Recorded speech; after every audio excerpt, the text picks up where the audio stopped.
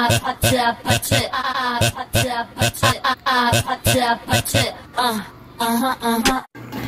up mga kapeps, welcome back po sa YouTube channel.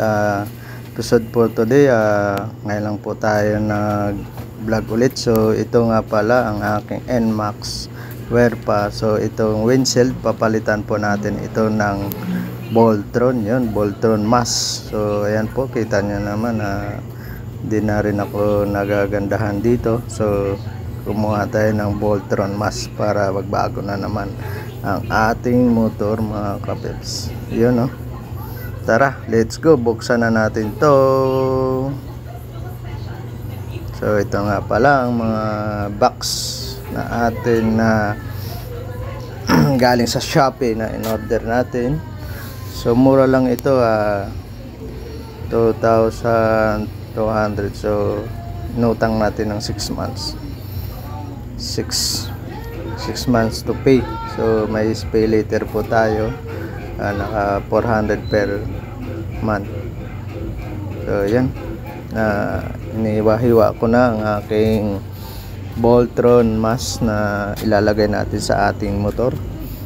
So nakita nyo naman na napakapaganda na package nila dito. Yan, ang pangalan ng brand nito ng Voltron mask natin ay SICK.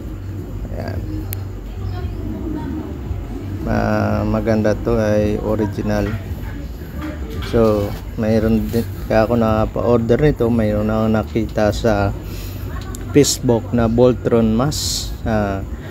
Order sana ako doon kaso napakamahal, nasa 3,000 ata. So di kakayanin ng budget, plus shipping fee na 500. So di kaya kasi 3,000 plus 500 shipping, 3,500. Manggagaling pa ito sa Maynila. So ayan, bubuksan na natin ito, ang ating Voltron mask. So taran, pagkatapos i-install na lang natin ito mga kapeps natin mo. So talagang balot na balot pa. Ayan, naka plastic itong visor na to. Ayan, windshield. Ito pala yung niya, pinakamas na plastic. Ayan, plastic siya, plastic na fiber. So maganda naman. Ito nga pala yung visor o windshield na lalagay doon mga kapeps. Yan, ayos din naman. So antayin lang natin. So ikakabit na natin ang ating windshield. I-install na natin to. Yan, at maganda naman. So makita nyo ito mamaya pag na-install na natin ito mga kapips. Yan, napakaganda siguro. So itong mga accessories nya ng mga niya. So tara, i-install na natin to. Let's go.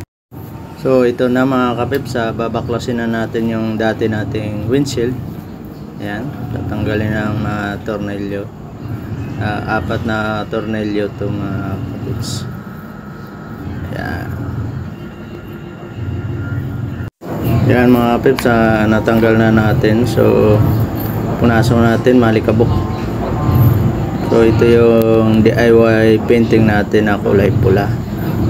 Ayan, nakita medyo malabo yung pagkapintura. So ulitin na lang natin yan kasi naubusan tayo dati ng pintura. Kung naubusan tayo ng Pilox na yan, ito na palang mask nya, Voltron. So ipapatong lang dyan, may mga tornilyo yan dyan. So mamaya papakita ko sa inyo kung paano mga accessories. So itong mga accessories nya yan, para dito, para maganda yung pagkakabit, matibay. So yun, ayan, no? Ayan, kabitan niya ng. So ito yung kakapit dito, yung Voltron mask natin mga kapeps. Yan, so abangan nyo na napakaganda nito, kaya kinuha ko to mga kapeps. Yan, ganyan yan para malinaw at makapit. Yan, ay bolt na natin. So ito yung kabitan ng side mirror natin. Yan, pwedeng wala ito, pwedeng mayroon. Yun naman kakabitan mo ng para siyang tainga siya. So yan, may complete, may mga tornilyo at saka tornilyo mga stainless. So ito na, naikabit na natin. Yan mga kapips, diyan ang tornilyo para matibay. 3 tornilyo nandyan, pero matibay yan mga kapips. So yan mga kapips, kinabit na natin ang windshield. So ito nga pala, kung hindi mo gagamitin ng side mirror, ito yung ikakabit. So hindi muna natin kakabit. So yan, ito palang side mirror natin na long stem nga lang. So tatry lang natin kung maganda tingnan ang long stem na to na, pero mayroon naman tayo mahanap dyan na short stem. So tatry natin kung gaano kaganda naman, kung pwede. So yan mga kapips, ito na yung side mirror natin na kinabit. Long stem, masyadong mahaba, so hindi bagay at para sang ewan. Ayan, so matibay naman dito kasi bakal siya sa loob ang kinakapitan niya. Ayan, so andyan, may nakatabi naman tayo ng short stem dyan na pwede natin hahanapin ko muna. So yun mga kapips, natapos na rin natin itong ating Voltron. So pinunturahan ko na rin DIY itong kulay red. So yung gustong mag-avail nito sa Shopee lang, halagang 2,500. So mura na yun. So bye bye.